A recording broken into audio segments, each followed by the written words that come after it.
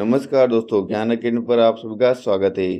तो दोस्तों, आज की क्लास में हम आरपीएफ एसआई एग्जाम और एनटीपीसी एग्जाम में मैथ्स, रीजनिंग और जीके के किस टाइप के क्वेश्चन पूछे जाते हैं उसके बारे में चर्चा करेंगे। दोस्तों, आपके लिए बहुत ही इंपॉर्टेंट क्वेश्चन जो कि प्रीवियस एग्जाम में पूछे गए हैं उनको लेकर आया हूँ, तो ये क्लास आपके लिए बहुत ही इंपॉर्टेंट है। सबसे पहले जो चैनल पर नए हैं वो एक बार चैनल को सब्सक्राइब कर दीजिए और अपने सभी दोस्तों के साथ इस क्लास को शेयर कर दीजिए। चलिए दोस्तों, देखते हैं आज का पहला क्वेश्चन। भारत में 10 की जनगणना कराने की जिम्मेदारी किस मंत्रालय की है? तो ऑप्शन ए दे रखा है दोस्तों गृह मंत्रालय, ऑप्शन बी दे रखा है वित्त मंत्रालय, ऑप्शन सी दे रखा है कॉरपोरेट मामलों का मंत्रालय, ऑप्शन डी दे रखा है सांख्यिकी मंत्रालय। तो दोस्तों, 10 की जनगणना कराने की जिम्मेदारी किस मिनिस्ट्री के अंदर में आती है?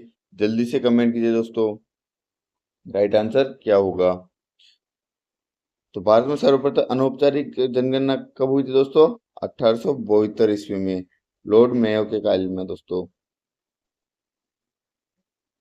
उसके बाद दोस्तों औपचारिक जनगणना हुई थी 1881 ईस्वी में। 2011 की जो जनगणना थी वो 1872 के बाद में दोस्तों 15वीं तथा स्वतंत्रता के बाद 7वीं जनगणना थी।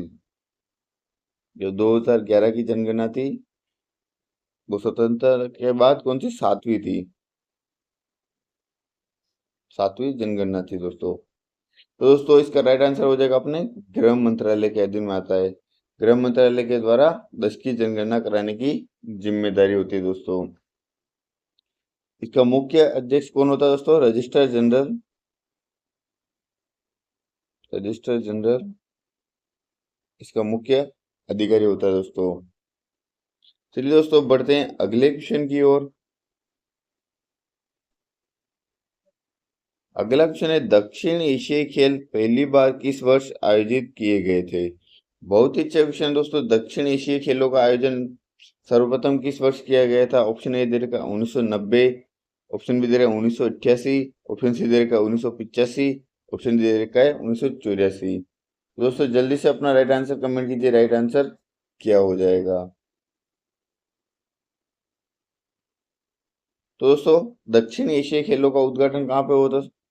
सबसे पहले उद्घाटन देख लीजिए दोस्तों, उद्घाटन कहाँ पे हुआ था? सितंबर 1984, सितंबर 1984 को काठमांडू नेपाल में आयोजित हुए थे दोस्तों। काठमांडू नेपाल में आयोजित हुए थे, जिसमें 7 देशों ने भाग लिया था। कौन कौन से देश थे दोस्तों? बांग्लादेश, भूटान, भारत, मालदीव, नेपाल, पाकिस्तान और श्रीलंका। आपको याद रखना है दोस्तों, कौन कौन से देश थे? बांग्लादेश, भूटान, भारत, मालदीव, नेपाल, पाकिस्तान और श्रीलंका। इन 7 देशों ने भाग लिया था। तो राइट आंसर अपना हो जाएगा ऑप्शन डी, 1984 में सर्वप्रथम दक्षिण एशियाई खेलों का आयोजन किया गया था। चलिए दोस्तों, बढ़ते हैं अगले क्वेश्चन की ओर। अगला क्वेश्चन क्या कह रहा है दोस्तों? त्रिशूर पूरम उत्सव निम्नलिखित में से किस राज्य में मनाया जाता है? दोस्तों नृत्य से संबंधित क्वेश्चन है दोस्तों, बहुत ही अच्छा क्वेश्चन है। जल्दी से राइट का आंसर कमेंट कीजिए दोस्तों। ऑप्शन ए देगा कर्नाटक, ऑप्शन बी है केरल, ऑप्शन सी है आंध्र प्रदेश और ऑप्शन डी देगा तमिलनाडु। त्रिशूर पूरम उत्सव कहाँ पे मनाया जाता है दोस्तों? केरल, ऑप्शन बी राइट हो जाएगा दोस्तों। ये दोस्तों त्रिशूर, केरल के एक शहर त्रिशूर में आयोजित एक जीवंत और प्रसिद्ध मंदिर उत्सव है दोस्तों। कहाँ पे आयोजन होता है दोस्तों? केरल के त्रिशूर शहर में, त्रिशूर शहर में आयोजन होता है इसका दोस्तों। यह केरल में सबसे अधिक मनाए जाने वाले त्योहारों में से एक है दोस्तों। तमिलनाडु के प्रसिद्ध नृत्य कौन कौन से दोस्तों? कुम्मी हो गया, ये दोस्तों नृत्य है। जो त्रिशूर पूरम था ये क्या था दोस्तों? उत्सव था। नृत्य कौन कौन से दोस्तों? तमिलनाडु का कुम्मी हो गया, इसके साथ में दोस्तों कारगम हो गया, देवतरम हो गया, देवरत्न, कोल्लटम हो गया दोस्तों। तो दोस्तों आपको नृत्य और उत्सव में से एक नई क्वेश्चन देखने को जरूर मिलेगा, इसलिए आपको इस टॉपिक को कंप्लीट कर लेना है। चलिए दोस्तों देखते हैं अगला क्वेश्चन क्या कह रहा है। अगला क्वेश्चन आपके लिए दोस्तों, खलीफा की लौकिक शक्तियों की रक्षा के लिए बॉम्बे में एक खिलाफत समिति का गठन किया गया था। दोस्तों खिलाफत समिति का गठन कब किया गया था, जल्दी से कमेंट कीजिए दोस्तों। राइट आंसर हो जाएगा दोस्तों अपने मार्च 1919 में खिलाफत समिति का गठन किया गया था दोस्तों। चलिए दोस्तों बढ़ते हैं अगले क्वेश्चन में। अगला क्वेश्चन क्या कह रहा है देखते हैं दोस्तों। अगला क्वेश्चन है दोस्तों, 1971 के भारत पाक युद्ध के दौरान भारत में कौन सी पंचवर्षीय योजना चल रही थी। बहुत ही अच्छा क्वेश्चन है दोस्तों। जब भारत पाक युद्ध के दौरान भारत में कौन सी पंचवर्षीय योजना चल रही थी। ऑप्शन ए इधर का 8वीं, ऑप्शन बी है चौथा, ऑप्शन सी है दूसरी और ऑप्शन डी है छठी पंचवर्षीय योजना। दोस्तों ये बहुत बार एग्जाम में पूछा गया है, तो ये रिपीटेड क्वेश्चन है दोस्तों, बहुत ही इंपॉर्टेंट क्वेश्चन है। तो आपको पंचवर्षीय योजना को याद कर लेना है ताकि आपके एग्जाम से एक भी क्वेश्चन बाहर न जाए दोस्तों इनसे।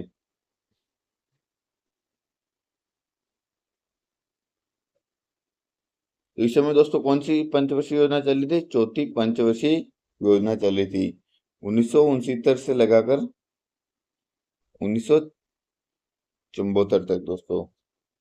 कौन सी पंचवर्षीय योजना थी, चौथी पंचवर्षीय योजना थी दोस्तों। इसका उद्देश्य क्या था, कृषि और भारी उद्योगों में आत्मनिर्भरता हासिल करना दोस्तों। कृषि और भारी उद्योगों में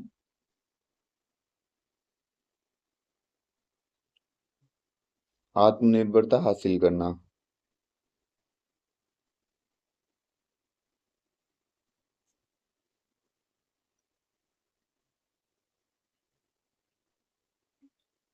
चलिए दोस्तों बढ़ते हैं अगले क्वेश्चन की ओर। अगला क्वेश्चन दोस्तों, क्रिकेट स्टेडियम एम चिन्ना स्वामी किस शहर में स्थित है। दोस्तों ये बहुत ही अच्छा क्वेश्चन है। इसका आंसर तो मैं उम्मीद करता हूँ आप सभी को अवगत होगा दोस्तों। क्रिकेट से संबंधित क्वेश्चन है दोस्तों। चिन्ना स्वामी एम चिन्ना स्वामी स्टेडियम किस शहर में स्थित है। ऑप्शन ए इधर का दिल्ली में, ऑप्शन बी इधर का है कोलकाता में, ऑप्शन सी है बेंगलुरु में और ऑप्शन डी इधर का दोस्तों मुंबई में।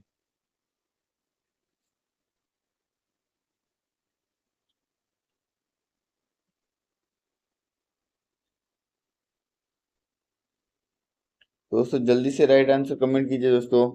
राइट आंसर हो जाएगा इसका दोस्तों बेंगलुरु में। एम चिन्ना स्वामी स्टेडियम कहाँ पे स्थित है दोस्तों, बेंगलुरु में स्थित है दोस्तों। चलिए दोस्तों बढ़ते हैं अगले क्वेश्चन की ओर। अगला क्वेश्चन दोस्तों, किस विटामिन को थायमिन के नाम से भी जाना जाता है। दोस्तों बहुत अच्छा क्वेश्चन है, थायमिन नाम से किस विटामिन को जाना जाता है।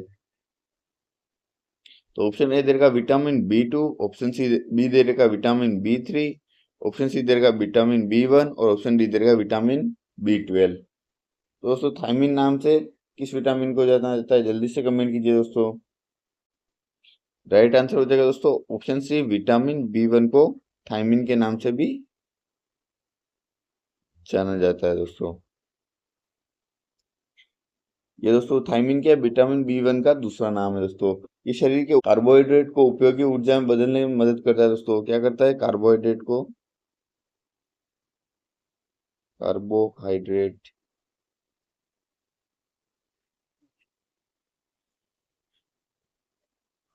को ऊर्जा में बदलने में मदद करता है।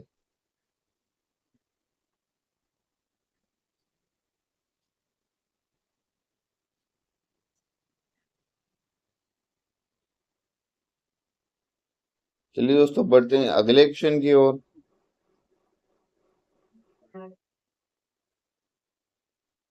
अगला क्वेश्चन है दोस्तों, गांधी इरविन समझौते पर किस वर्ष हस्ताक्षर किए गए थे। तो दोस्तों बहुत ही अच्छा क्वेश्चन है, हिस्ट्री का क्वेश्चन है। गांधी इरविन समझौता कब हुआ था दोस्तों, जल्दी से कमेंट कीजिए राइट आंसर क्या हो जाएगा दोस्तों। भारतीय स्वतंत्रता आंदोलन की अवधि के दौरान जो महात्मा गांधी और लॉर्ड इरविन के बीच जो समझौते पर हस्ताक्षर किए गए था उसे क्या कहा जाता है, गांधी इरविन समझौता कहते हैं। इरविन का नाम क्या था दोस्तों, लॉर्ड इरविन, और गांधी जी के मध्य ये समझौता हुआ था दोस्तों।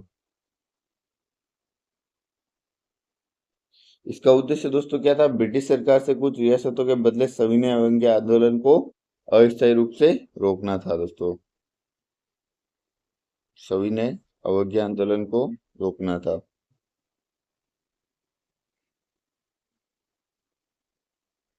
इसमें कुछ शर्तें रखी गई थी दोस्तों।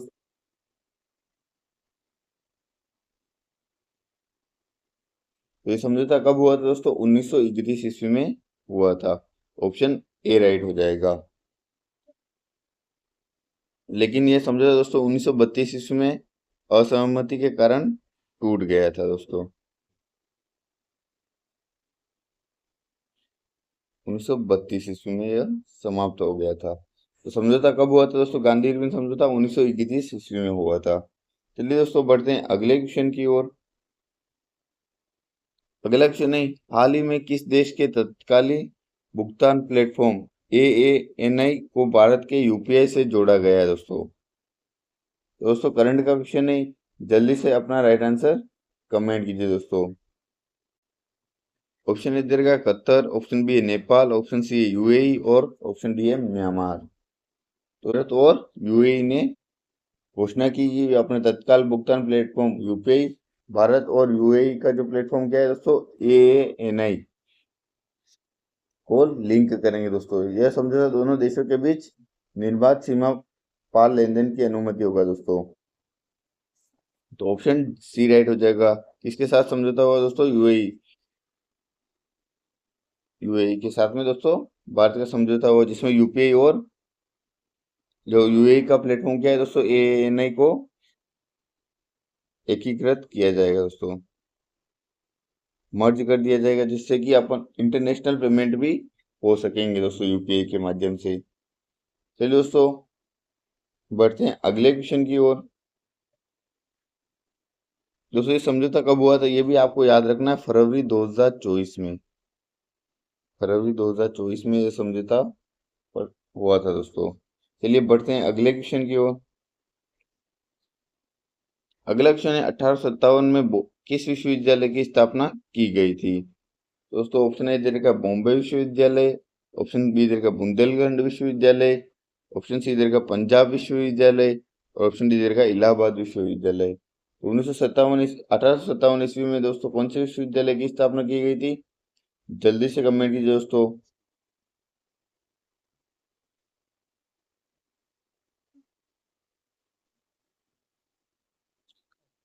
तो 1857 में दोस्तों बॉम्बे विश्वविद्यालय की स्थापना की गई थी। इसके साथ साथ में दोस्तों कलकत्ता और मद्रास विश्वविद्यालयों के साथ में बॉम्बे विश्वविद्यालय की भी स्थापना की गई थी। तो बॉम्बे के साथ में कलकत्ता तथा मद्रास विश्वविद्यालय की स्थापना की गई थी दोस्तों। इसमें इसकी वजह से भारत में उच्च शिक्षा में एक महत्वपूर्ण विकास को चिन्हित किया गया है दोस्तों। चलिए दोस्तों बढ़ते हैं अगले क्वेश्चन की ओर। अगला क्वेश्चन है, यदि समयावधि को 5 वर्ष बढ़ा दिया जाए तो 6,000 रुपए की धनराशि पर साधारण ब्याज 3600 रुपये बढ़ जाता है दोस्तों। तो वार्षिक ब्याज दर क्या होगी? तो मैथ्स का क्वेश्चन है, बहुत ही अच्छा क्वेश्चन है। जल्दी से अपना राइट आंसर निकालिए दोस्तों और कमेंट कीजिए दोस्तों।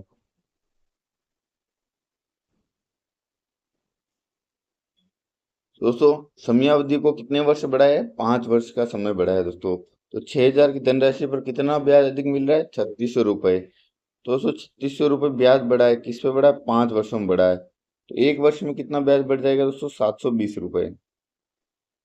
कितना ब्याज बढ़ेगा दोस्तों? 720 रुपये।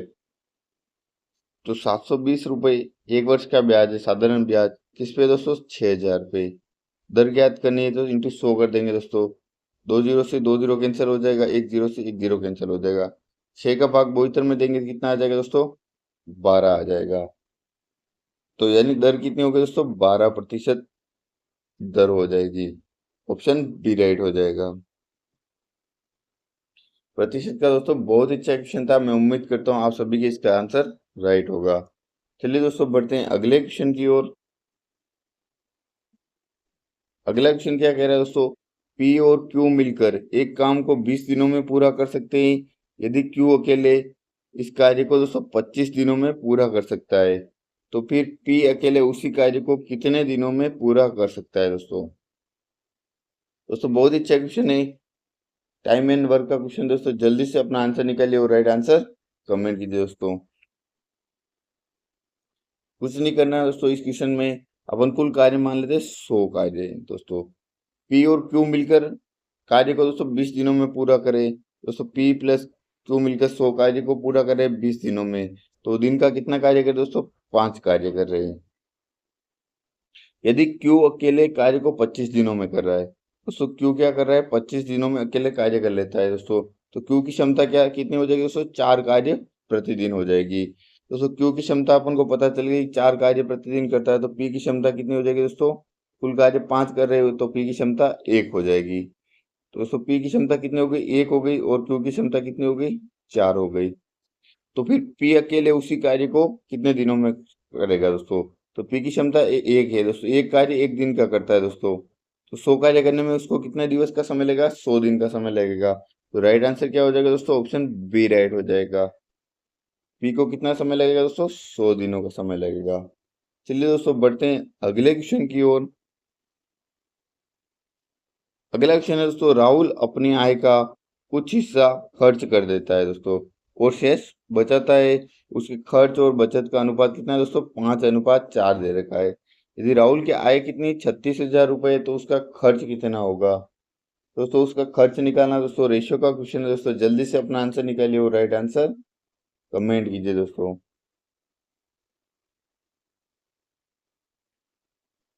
दोस्तों उसका खर्च और बचत का जो अनुपात है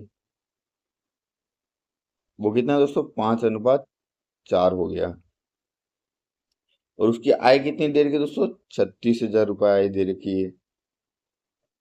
तो दोस्तों खर्च और बचत का योग कर लेंगे तो उसकी आय निकल जाएगी। तो आय कितनी हो जाएगी, अनुपात में 9 हो जाएगी। लेकिन वास्तविक में कितनी दे रखी है, 36,000 है, जो कि 9 के बराबर हो जाएगी। तो उसका खर्च कितना होगा, तो खर्च का अनुपात कितना दे रखा है, 5 दे रखा है, तो गुणा में 5 कर लेंगे दोस्तों। तो 9 का गुणा, 9 का 9 से 36 कट जाएगा कितनी बार, 4 बार। 4,000 को दोस्तों 5 से गुणा करेंगे तो कितना आ जाएगा, 20,000। तो उसका खर्च कितना, राहुल का खर्च कितना हो गया दोस्तों, 20,000 रुपये, यानी कि ऑप्शन सी राइट हो जाएगा। चलिए दोस्तों अब बढ़ते हैं अगले क्वेश्चन की ओर।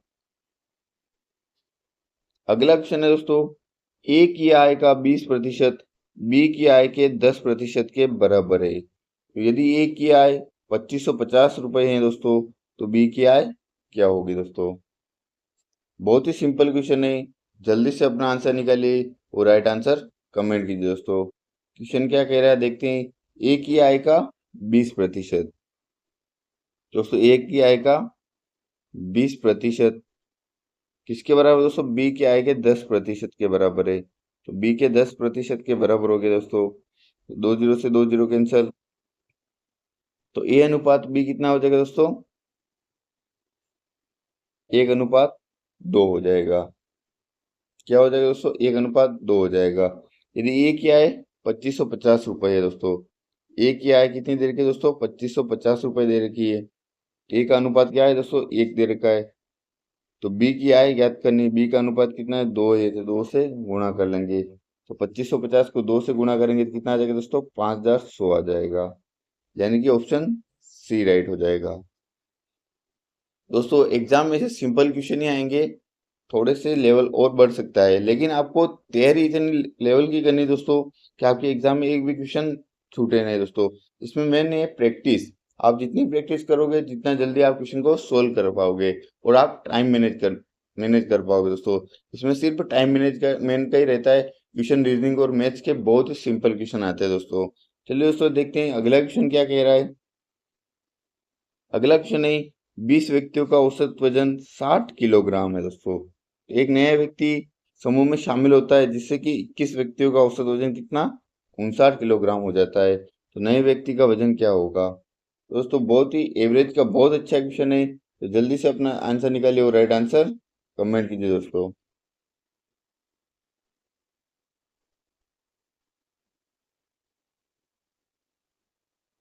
दोस्तों 20 व्यक्ति है दोस्तों, जिनका औसत वजन कितना है दोस्तों 60 kg है। एक इसमें नया व्यक्ति शामिल किया जाता है तो इनका औसत वजन कितना हो जाता है दोस्तों 59 kg हो जाता है। यानी कि दोस्तों 1 kg सभी का वजन कम हो जाता है दोस्तों। तो पहले 60 था, 1 1 kg सभी 21 व्यक्तियों पे कम हो गया दोस्तों। तो 1 kg 21 व्यक्तियों पे कम हो जाएगा तो कितना केजी वजन कम हो गया दोस्तों 31 किलोग्राम वजन कम हो गया। तो औसत वजन पहले 60 था, उसमें से 21 किलोग्राम कम हो गया दोस्तों। तो नए व्यक्ति का वजन कितना हो जाएगा दोस्तों 39 किलोग्राम हो जाएगा। यानी कि ऑप्शन सी राइट हो जाएगा। ऑप्शन सी राइट हो जाएगा। बहुत सारे दोस्त दोस्तों इसको गुणा करके भी कर सकते हैं, जैसे कि पहले 20 व्यक्तियों का वजन निकाले दोस्तों। तो 20 व्यक्ति का वजन निकालेंगे तो 60 × 20 करेंगे तो कितना आ जाएगा 1200 kg आ जाएगा। फिर उसके बाद में दोस्तों 21 व्यक्तियों का औसत वजन निकालेंगे दोस्तों, 21 × 59 करेंगे दोस्तों तो कितना आ जाएगा 1239 आ जाएगा। तो जो नया व्यक्ति जुड़ा है उसका वजन आपको पता चल जाएगा कितना है 39 kg। लेकिन दोस्तों इसमें कैलकुलेशन ज़्यादा हो जाएगी तो अपन को केवल समझ के क्वेश्चन को सोल्व करना है। अपने केवल आंसर से मतलब है दोस्तों कि क्वेश्चन को कैसे करना है वो नहीं देखना है। आप जल्दी किस तरीके से क्वेश्चन सोल्व कर पा रहे हैं उस तरीकों को आपको अपनाना है दोस्तों। चलिए दोस्तों देखते हैं अगला क्वेश्चन। अगला क्वेश्चन है दोस्तों, एक निश्चित कूट भाषा में यदि लोकेट को MQFEY के रूप में लिखा जाता है तो उसी कूट भाषा में ग्राफ को किस प्रकार लिखा जाएगा दोस्तों। तो कोडिंग डिकोडिंग का क्वेश्चन है दोस्तों। जल्दी से अपना राइट आंसर निकालिए और राइट आंसर कमेंट कीजिए दोस्तों।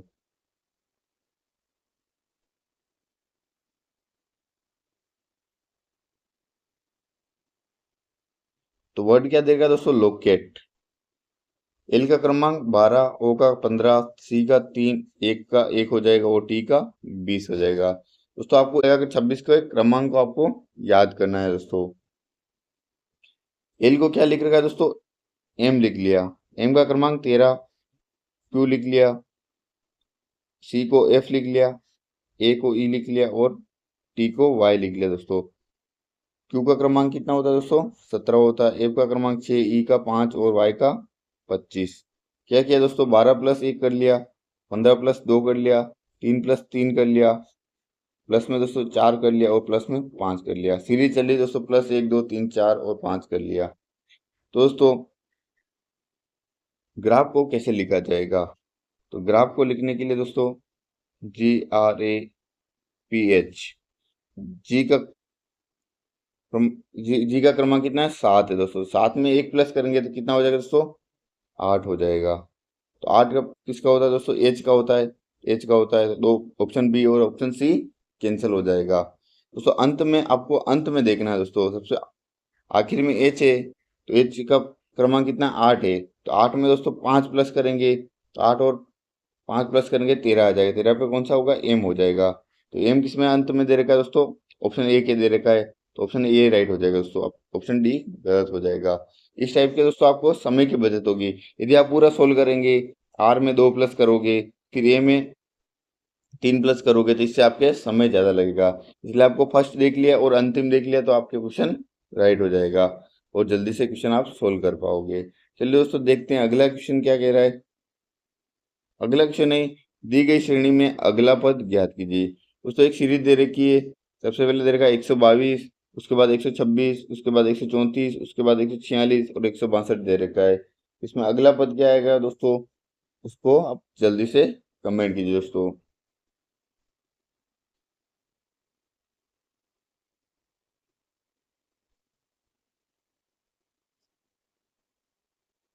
तो दोस्तों 122 में क्या किया दोस्तों +4 का योग किया। 126 और 134 का अंतर कितना है +8। 134 और 146 का अंतर है 12। 146 और 162 प्लस कितना कर रखा है दोस्तों 16 कर रखा है। तो सबसे पहले +4 किया फिर 8 किया फिर 12 फिर 16। तो आगे क्या करेंगे दोस्तों प्लस का 20 करेंगे। तो 162 में 20 करेंगे तो योग करेंगे तो 182 हो जाएगा। तो राइट आंसर क्या हो जाएगा दोस्तों ऑप्शन नंबर सी राइट हो जाएगा। क्वेश्चन मार्क की जगह पर क्या आ जाएगा दोस्तों 182 आ जाएगा। चलिए दोस्तों बढ़ते हैं अगले क्वेश्चन की ओर। तो दोस्तों अगला क्वेश्चन देखते हैं। अगला क्वेश्चन है यदि x में x का 5% जोड़ने पर प्राप्त परिणाम में से परिणाम का 5% घटाया जाए तो x का मान क्या होगा। ऑप्शन ए दे घटता है, बढ़ता है, अपरिवर्तित रहता है, नहीं कह सकते। तो दोस्तों बहुत ही अच्छा क्वेश्चन है, जल्दी से अपना आंसर दीजिए दोस्तों, सभी का आंसर आना चाहिए दोस्तों। क्वेश्चन क्या है दोस्तों, एक्स को अपन मान लेते 100 है, तो यदि 100 में से 100 का 5%, 100 का 5% कितना होता है, 5 को माइनस करते हैं, 5 को जोड़ने पर दोस्तों जोड़ते हैं तो कितना आता है, 105 आता है। तो परिणाम में से 5% घटाया जाता है, तो 105 आया, 105 का 5% निकालेंगे दोस्तों, उसको अपन घटाएंगे, तो 105 का 10% होता है 10.5, तो 5% कितना हो जाएगा, 5.25। तो 5.25 को घटाते दोस्तों तो कितना बचता है, 99.75 बचता है। तो दोस्तों मान क्या हो रहा है, घट रहा है, पहले 100 था, अब 99.75 रह गया दोस्तों, तो घटता है, यानी कि आंसर ए राइट हो जाएगा। दोस्तों इस टाइप का क्वेश्चन भी पूछा जा सकता है आपको एग्जाम में, तो आपको याद रखना है। चलिए दोस्तों बढ़ते हैं अगले क्वेश्चन की ओर। अगला क्वेश्चन है दोस्तों, दिए गए विकल्पों में से बेजोड़ शब्द को चुनिए दोस्तों। जिस प्रकार से ईंट का संबंध दीवार से, लुगदी का संबंध कागज से, लकड़ी का संबंध फर्नीचर है, उसी प्रकार धातु का संबंध अयस्क से है दोस्तों। तो इसमें बेजोड़ शब्द का चयन करना है दोस्तों। तो दोस्तों ईंट से क्या होती है, दीवार बनती है दोस्तों। लुगदी के प्रयोग से दोस्तों कागज बनता है। लकड़ी से क्या बनता है दोस्तों, फर्नीचर बनता है। लेकिन धातु से अयस्क नहीं बनता है दोस्तों। तो यानी ऑप्शन डी बेजोड़ शब्द हो जाएगा दोस्तों, अलग शब्द हो जाएगा, तो ऑप्शन डी अपने राइट हो जाएगा। चलिए दोस्तों देखते हैं अगला क्वेश्चन। अगला क्वेश्चन है, एक लड़की अपने घर से 4 किलोमीटर पूर्व दिशा की ओर चलती है और दाएं मुड़कर 5 किलोमीटर चलती है। वो फिर दाएं मुड़ती है और 4 किलोमीटर चलती है, तब फिर से दाएं मुड़ती है और 3 किलोमीटर चलती है। तो अपने घर पहुंचने के लिए उसे किस दिशा में चलना चाहिए दोस्तों। रीजनिंग का बहुत ही अच्छा क्वेश्चन है दोस्तों, डायरेक्शन का। जल्दी से अपना आंसर निकालिए और राइट आंसर कमेंट कीजिए दोस्तों।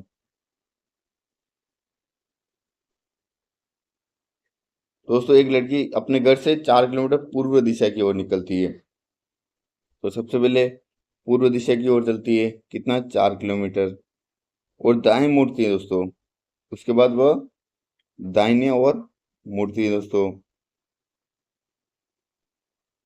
और 5 किलोमीटर चलती है। कितना चलती है दोस्तों, 5 किलोमीटर चलती है। और वो फिर दाएं मुड़ती है दोस्तों, फिर से वह दाएं मुड़ती है, और कितना दोस्तों, 4 किलोमीटर चलती है। तथा फिर से वह दाएं मुड़ती है और 3 किलोमीटर चलती है। फिर से दाएं मुड़ के वह 3 किलोमीटर चलती है। तो अपने घर पहुंचने के लिए उसे किस दिशा में चलना होगा दोस्तों। तो उसे अपने घर पहुंचने के लिए किस दिशा में चलना होगा, उत्तर दिशा में चलना होगा। तो राइट आंसर क्या हो जाएगा दोस्तों, उत्तर, यानी कि ऑप्शन डी राइट हो जाएगा।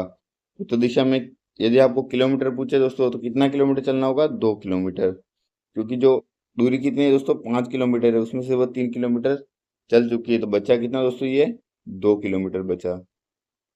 तो राइट आंसर हो जाएगा अपने ऑप्शन डी, उत्तर दिशा की ओर उसको चलना होगा दोस्तों। तो दोस्तों आज की क्लास में आपके लिए 20 इंपॉर्टेंट क्वेश्चन लाया था दोस्तों, जो कि प्रीवियस एग्जाम में पूछे गए हैं दोस्तों। दोस्तों आपको आज की क्लास कैसी लगी कमेंट करके जरूर बताएं। दोस्तों आप क्लास को देखते हैं लेकिन इसको लाइक और शेयर नहीं करते। दोस्तों चैनल को एक बार सब्सक्राइब कर लीजिए और अपने सभी दोस्तों के साथ क्लास को शेयर भी कर लीजिए। दोस्तों हमारी रोज की क्लास आएगी जो कि आपके आरपीएफ, एसआई और एनटीपीसी एग्जाम में दोस्तों मैथ्स, रीजनिंग और जीके के क्वेश्चन किस टाइप से पूछे जाते हैं उनके बारे में अपन चर्चा करेंगे दोस्तों। मैथ्स, जीके और रीजनिंग। तो दोस्तों आप डेली एक क्लास जरूर लीजिएगा, जिससे कि आपकी तैयारी को और मजबूती मिलेगी और आपको आइडिया होगा कि किस तरीके से आपको अपनी तैयारी करनी है दोस्तों। तो दोस्तों धन्यवाद।